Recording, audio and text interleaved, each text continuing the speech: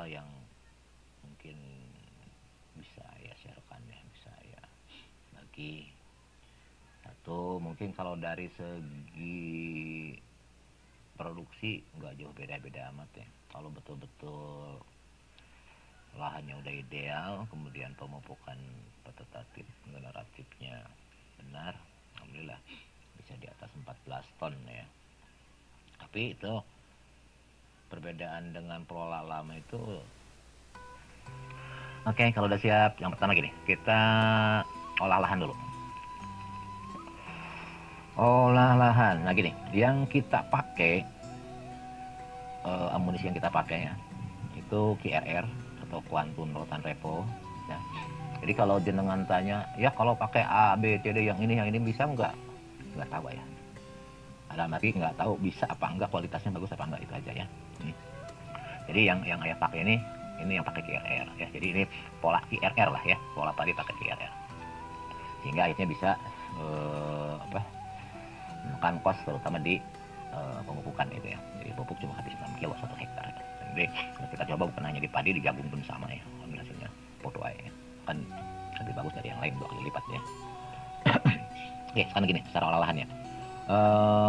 Olah lahan untuk sawah, anggap ayah berbicara ini 1 hektar ya. Ini ayah berbicara 1 hektar.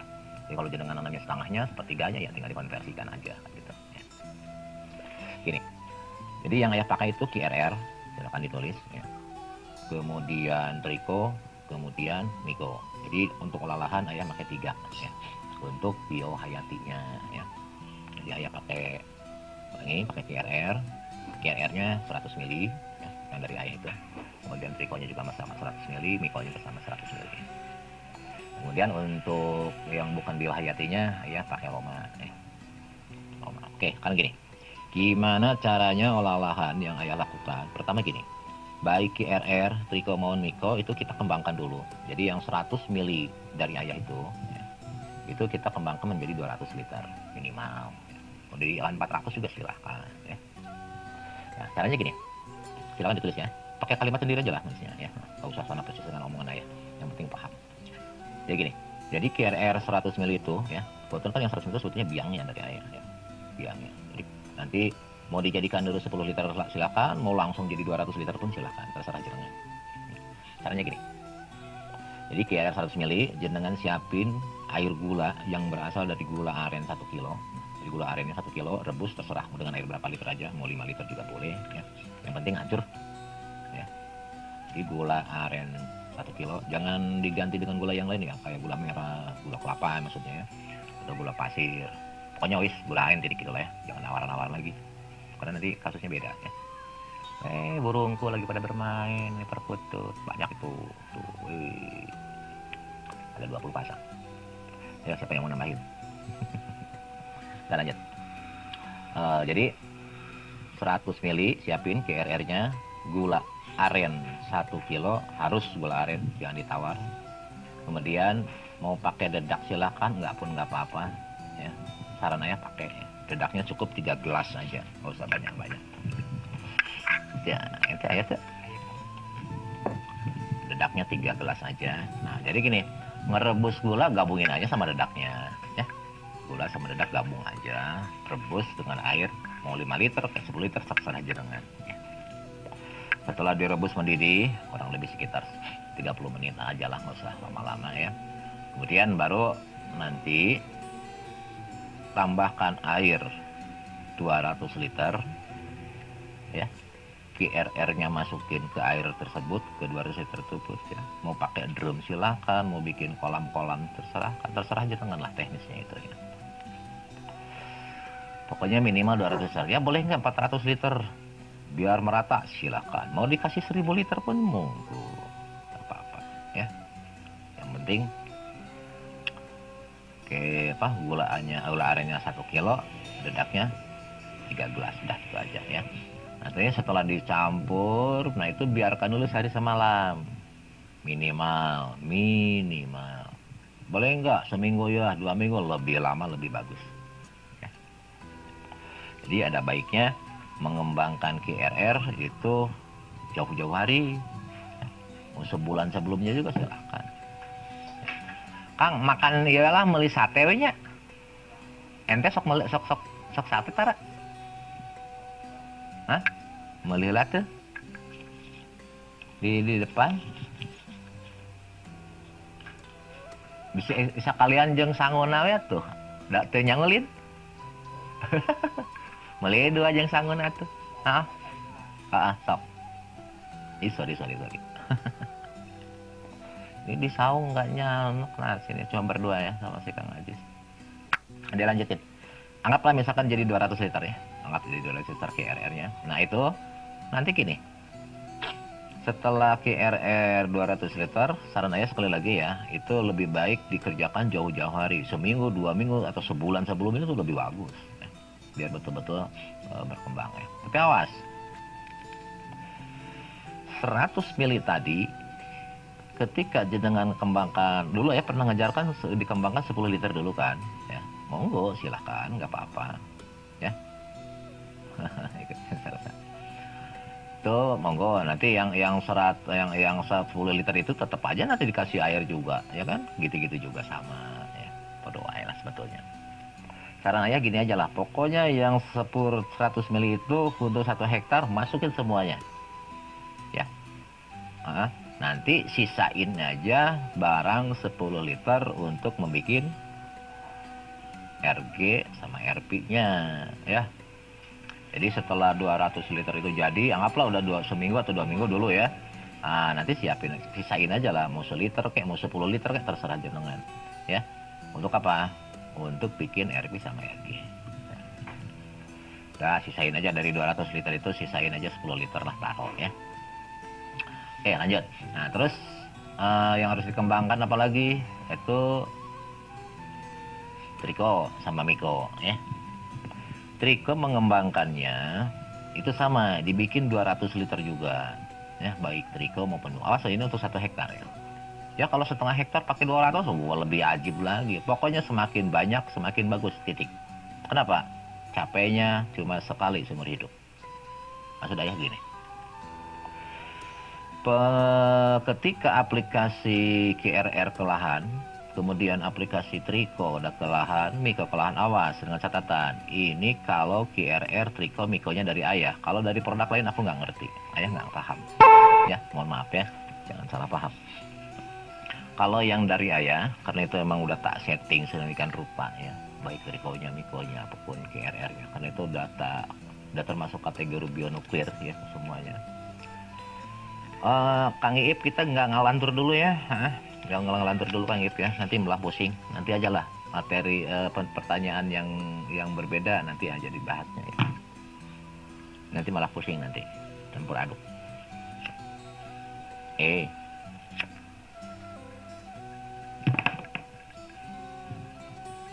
Kita lanjutin. Jadi nanti gini, KRR KRR itu kuantum rotan repo, terus kemudian triko, miko. Kalau yang dari ayah itu kembangkan jadi 200 liter untuk 1 hektar. Boleh nggak? Ya, jadi 1000 liter. Monggo. Silakan. Bisa untuk 2 hektar, 3 hektar, 4 hektar, maksimum bisa untuk 5 hektar. Ya. Tapi saran ayah, semakin banyak semakin bagus. Artinya gini, misalkan tadi kita udah dibikin 200 nih untuk 1 hektar, tapi ya lahannya kok cuma setengah, nggak usah pelit, masukin aja semua. Semakin banyak semakin bagus. Kenapa? Seumur hidup cuma sekali. Itu rahasianya. Ya. Jadi sebetulnya kalau ayah bisnis dagang jualan rugi ya. Kalau dagang ya. Kenapa? Aku jualan seumur cuma sekali aja, habis itu udah selesai. Kenapa? Karena lahan yang udah masuk KRR, udah masuk triko sama miko dari ayah, dia akan berkembang terus dan tidak akan mati selama ada C organik di lahan tersebut. Apa tuh C organik? Bahan-bahan organik. Dia akan hidup terus. Sampai kapan? Tidak terhingga. Artinya cuma sekali seumur hidup aplikasinya. 1 musim cuma sekali. Ke musim kedua, ketiga, keempat, kelima, dan seterusnya udah nggak usah lagi. Saya paham. Ini baru namanya revolusioner ya. Kita ingin merevolusi tanah pertanian Indonesia lah ya, cita-cita ya kan gitu ya. Biar nanti lahan sekali olah selesai ke sononya. Ya alhamdulillah udah banyak yang buktiin. Teman-teman kayak Toto Trenggalek kan, dia nanam melon, nanam butternut, olah lahan cuma sekali, sekarang udah janda 4 dia bilang ya. Artinya tanpa olah lahan lagi cuma tinggal nancap. Sekarang tanam ke 4 kali, alhamdulillah hasilnya luar biasa, tetap aja bagus sama dengan yang pertama ya. Diulangi ya. Jadi jangan ada batas, jangan ada dosis, semakin banyak semakin bagus saat olah lahan, sebelum ada tanaman maksudnya. Belum Kang Serip ya, Ustad, belum ketinggalan. Antum biasa sih, kebiasaan Indonesia. Kalau bilang jam 4 lah. Gimana maju Indonesia kalau telat mulu. Buang itu kebiasaan jelek itu, Ustad. Hikmah sholatan apa aja, Ustad? Biar tepat waktu hidup, belajar menghargai waktu ya kan. Bisa, nggak usah dibahas. Kita lanjut. Sekali lagi ya, QRR, triko, miko, kembangkan dulu. Cuma kembangannya nggak sama antara QRR, triko sama miko, nggak sama cara mengembangkannya. Kalau QRR tadi udah ya, cukup dengan jelek-jeleknya lah, cukup dengan gula aren. Awas, harus gula aren, nggak boleh nawar. Gula aren 1 kilo, dedak 3 gelas lah ya. Boleh nggak 1 kilo ya gendaknya? Walah ya, bagi bagus lah, tambah banyak tambah bagus. Nah kalau untuk triko sama miko itu cara mengembangkan tuh gini. Gula arennya tetap 1 kilo ya, gula aren. Dedak mau pakai silahkan, nggak apa-apa ya. Tapi kentang wajib ya, kentang wajib. Kentang wajib tuh gini maksudnya. Jadi mau 3 bahan boleh, mau cuma 2 bahan boleh. Artinya gula sama kentang aja, atau gula, kentang sama dedak ya silakan, lebih bagus lagi. Minimalnya gula sama kentang. Sekali lagi untuk triko miko, gulanya 1 kilo, gula aren awas. Kemudian kentangnya tuh 3 kilo kentangnya, lumayan banyak ya untuk triko sama miko. Caranya gini, silakan tulis, pakai kalimat sendiri aja tulisnya ya. Jadi kentang rebus dulu, kulit-kulitnya aja lah, nggak usah dikupas. Ngapain dikupas ya, cuci aja. Dari kalau misalkan banyak tanahnya, cuci aja dulu. Di situ baru kita rebus sampai betul-betul empuk ya, kayak kita mau bikin perkedel lah. Nah setelah empuk itu baru kita blender dengan air matang ya. Jelek-jeleknya air galon. Jadi di blender, setelah di blender, blendernya pakai air matang yang kira-kira nanti kayak jus aja, kayak jus ya. Kalau 3 kilo mungkin butuh sekitar 10 literan lah ya airnya ya, 10 literan. Setelah selesai di blender, nah gula aren sama kayak tadi QRR itu direbus dulu sampai betul-betul mendidih ya. Airnya secukupnya aja lah ya, 2-3 liter juga cukup, yang penting asal jadi cair ya.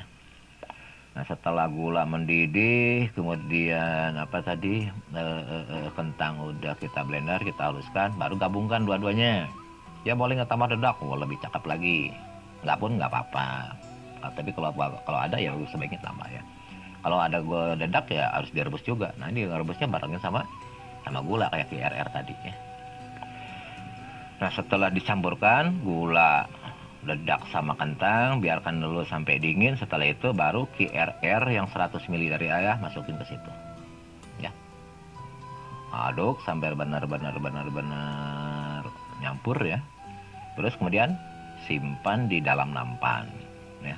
Nampan ya. Cukup tingginya 1 cm sampai 2 cm aja, nggak usah tebal-tebal ya. 1 cm juga nggak apa-apa ya. Kasih di wadah ya, di nampan. Setelah disimpan di nampan, cukup tebalnya sesenti ya, nggak usah terlalu tebal. Terus nanti tutup dengan kain ya, tutupnya dengan kain. Nampannya itu ditutup dengan kain. Nah, setelah tutup kain, kurang lebih paling lambatnya 5 hari, bagusnya 7 hari ya. Setelah 7 hari baru seluruhnya tambahkan air 200 liter minimal, boleh sampai 400 liter. Jadi jangan punya triko sebanyak 200 sampai 400 liter. Cukup untuk 1 hektar. Siramin aja serata-ratanya ke lahan. Ya. Nggak usah pelit-pelit ya. Awas loh.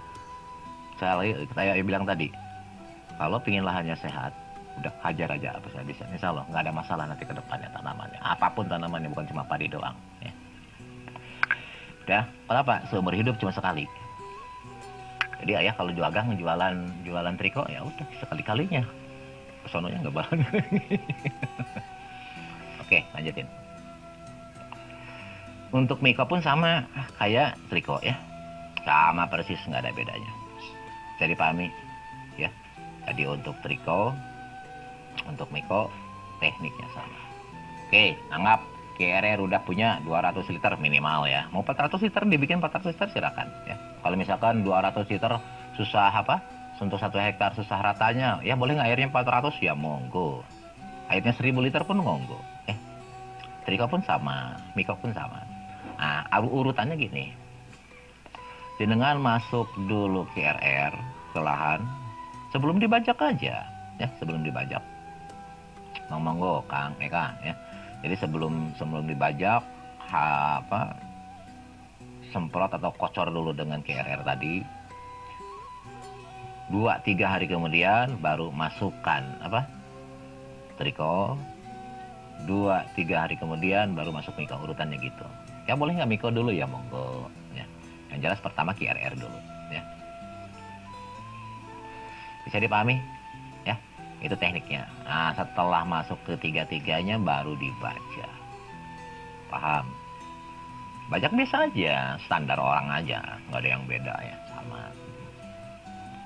Nah, terus misalkan gini, ya apakah harus masuk kotoran ayam, kotoran sapi, kotoran kambing? Kalau di sawahnya ada rumput, di sawahnya ada jerami, oh nggak usah. Itu pun udah cukup, ya. Ulangi, kalau di sawahnya ada rumput, ya misal ada jerami, udah ngapain pakai kotoran hewan, capek-capek, ngangkutnya jauh, berat, udah gitu harus beli lagi, mahal, ya nggak usah. Kecuali nggak ada sama sekali di lahannya, nggak ada rumput, nggak ada jerami, tapi kan mustahil juga sih. Ya. Pasti minimal rumput-rumput aja ada kan. Jadi nanti sekali lagi ya, semprot dulu KRR, ya nggak apa-apa, ada rumputnya, rumput-rumputnya aja kocor, ya. Ada jeraminya ya jeraminya kocor. 2 hari kemudian triko dulu boleh, Miko dulu boleh, kemudian 2-3 hari kemudian sama yang mana aja dulu ya, tapi KRR yang pertama. Nah setelah itu baru dibajak, setelah dibajak baru direndam. Nggak usah sahabat tanik ya. Jadi saat KRR masuk, triko masuk, nggak usah ada airnya. Kalau ada airnya malah kita khawatirkan malah ngalir kemana-mana nanti. Ya, jangan kasih air. Nggak usah ada air. Ya. Nah, oke lanjut. Nah setelah masuk kan dibajak. Kalau dibajak pasti kasih air dulu kan. Kalau nggak kasih air kan susah ngebajak. Nah setelah dibajak ya, kemudian biasanya kan kebanyakan orang kan direndam. Silakan direndam, malah lebih bagus. Ngerendamnya itu cukup airnya 2-3 cm aja dari permukaan tanah itu ya, permukaan lahan. Tapi airnya jangan dialirkan. Ulangi, bajak, setelah dibajak, awas loh, airnya nggak boleh dialirkan, nggak boleh dikeluarkan dari lahan kita, nggak boleh.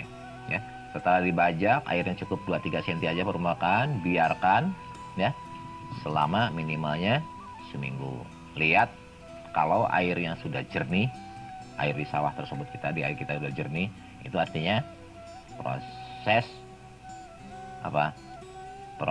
mikroba yang kita masukin dari KRR ataupun trikotomiko sudah berjalan dengan baik dan sudah masuk ke dalam lahan, aman. Mau dikeluarkan airnya silahkan, nggak masalah. Kang Heri tadi nyuruh buru-buru, sekarang telat sendiri, gimana ini? Ya apakah itu lahan hanya untuk padi aja? Enggak, untuk semuanya. Mau jagung kek, mau nanam kedelai kek, mau nanam sayuran kek, bodoh. Tekniknya gitu ya, sama aja.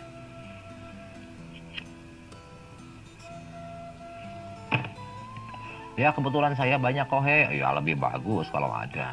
Untuk apa? Gini, pola ayah yang sekarang, kenapa ayah nggak mewajibkan pakai kotoran hewan, baik kotoran sapi, kotoran ayam, kotoran kambing, kotoran apa aja lah ya. Yang penting yang asal jangan kotoran cicak aja, susah gitu. Itu gini, fungsinya bukan untuk pupuk dasar. Apalah artinya apa namanya, kotoran hewan yang cuma, mohon maaf ya, yang cuma 1 ton 1 hektar nggak ada artinya. Kandungannya pun kecil sekali kan itu, kandungan NPK-nya. Kalau misalkan kata ya tadi, lahannya kering, nggak ada apa-apanya, nggak ada rumputnya, nggak ada jeraminya, oke masuklah, minimalnya tuh 1 ton lah, ya 20 karung aja habis gitu lah, nggak usah banyak-banyak, ya. Nah sekarang ya permasalahannya tuh gini, apa sih fungsi maksud dari kotoran hewan ataupun rumput atau jerami yang ada? Itu kita hanya butuh C organiknya aja. Buat siapa? Buat makanan KRR, makanan triko, makanan miko, karena mereka makannya karbon, C organik, karbon organik yang ada di bahan organik tersebut. Bukan untuk pupuk. Ngapain juga pupuk itu? Gak ada artinya itu. Keliru itu ya. Bisa dipahami maksudnya, ya. Jadi kalau misalkan di lahan ada rumput, wis nggak usah masuk kotoran hewan, ngapain? Capek-capek, buang-buang duit itu. Ya. Kalau di lahannya ada apa? Ada jerami bekas sebelumnya, panen sebelumnya, ya wis itu aja. Ya. Yang penting ada kandungan organik, kayak organik. Buat apa? Buat kelangsungan hidup mikroba yang ada di KRR ataupun kelangsungan hidup triko dan miko itu sendiri. Paham? Ya, oke lanjut. Nah itu cara olah lahan. Ya kalau lahan sudah dibajak boleh nggak? Ya boleh. Yang penting tanamannya jangan ada dulu ada. Sebelum ada tanaman masuk Kang Im. Ya sebelum tandur. Ya. Tapi nanti harus dibajak sekali lagi, belajak halus biar tercampur ya Kang Ip ya. Udah lanjutin. Jadi sekali lagi setelah masuk KRR, triko miko dibajak, haluskan, rendam air, biarkan minimalnya seminggu. Lebih lama lebih bagus, ya. Bisa dipahami ya? Oke, lanjut. Anggap olah lahan udah selesai. Ya, sekarang kita lanjut ke mana? Ke pembenihan. Gimana cara pembenihan yang benar? Ya. Silakan ditulis, simpulkan sendiri aja lah kalimatnya, ya. Ntar lama-lama megang HP pegal juga ya. Ayo siapa yang mau main ke saung sini? Ini saung istimewa berdua sama Kang Ajis.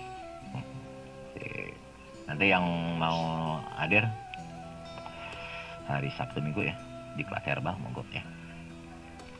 Oke lanjut. Sekarang gimana cara ngolah benih ya? Benih apapun juga sama aja tekniknya ya, mau varietas apapun, mau Nabila kayak mau Cintanur kayak mau situ Bagendit kayak mau apa aja lah bodo amat ya, mau Mekongga kayak mau PP mau IR kayak ya.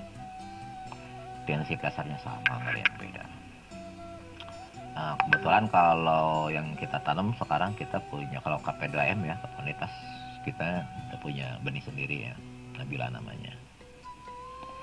Alhamdulillah kalau Nabila bisa bagus lah ya. Jelek-jeleknya bulirnya tuh 400 paling jeleknya 400 bulirnya. Kemudian sanggup sampai ayah pernah tertinggi itu 21 ton ya, kata Nabila. Oke sekarang gini, gimana cara ngolah benihnya? Oke, ngolah benih yang pertama, jenengan siapin bawang merah, bawang putih masing-masing 1 on. Awas, kita berbicara untuk 1 hektar tuh ya. Jadi kurang lebih sekitar kita butuh 20 kilo benihnya untuk 1 hektar. Ya biasa cuma 20 kilo aja karena nanamnya paling cuma 2-3 aja, nggak pernah banyak-banyak ya. Jadi siapin, ulangi, bawang merah 1 on, bawang putih 1 on. Ya nggak punya timbangan, udah wis gini aja lah. Masing-masing 10 apa ya? 10 siung ya, 10 siung. Jadi 10 siung bawang putih, 10 siung bawang merah, blender dengan air 1 liter aja ya. Nggak usah dikupas kulit-kulitnya ya. Jangan dikupas ya. Blender sampai betul-betul halus. Nah setelah di blender dengan air 1 liter kan, jadi kayak jus nanti toh ya. Itu biarkan minimal 6 jam. Jangan dulu dipakai, nggak boleh ya.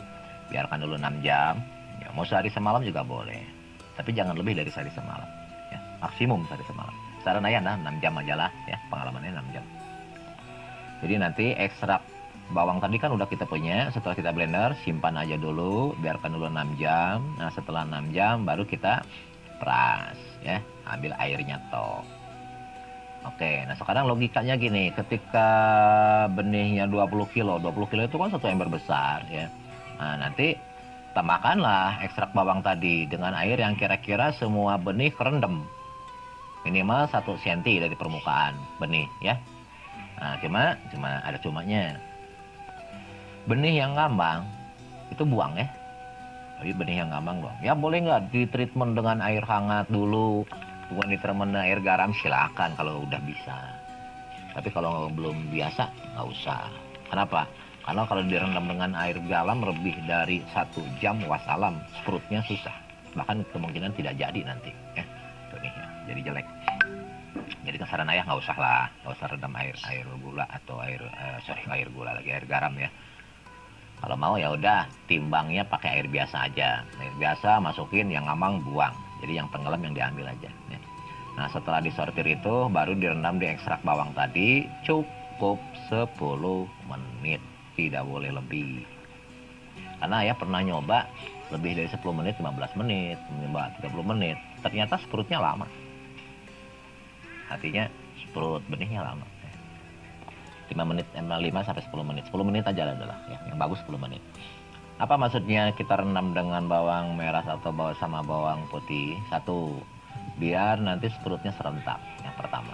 Karena bawang merah sama bawang putih kan banyak mengandung auksin sitokinin di situ ya. Nah, terus yang kedua, kenapa ya sarankan itu?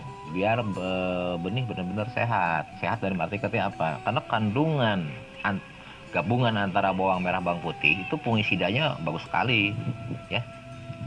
Jadi nanti calon hawar daun lah, calon apa ya, bakteri atau fungi yang ada di benih, bawaan benih itu insya Allah nggak numbuh, nggak ada ya. Tapi jangan lama-lama, 10 menit aja. Jadi setelah disortir, yang ngambang buang, yang tenggelamnya kita rendam 10 menit dengan ekstrak bawang putih sama bawang merah tadi 10 menit, habis itu baru tiriskan ya. Nah setelah ditiriskan baru silahkan semaikan. Oke.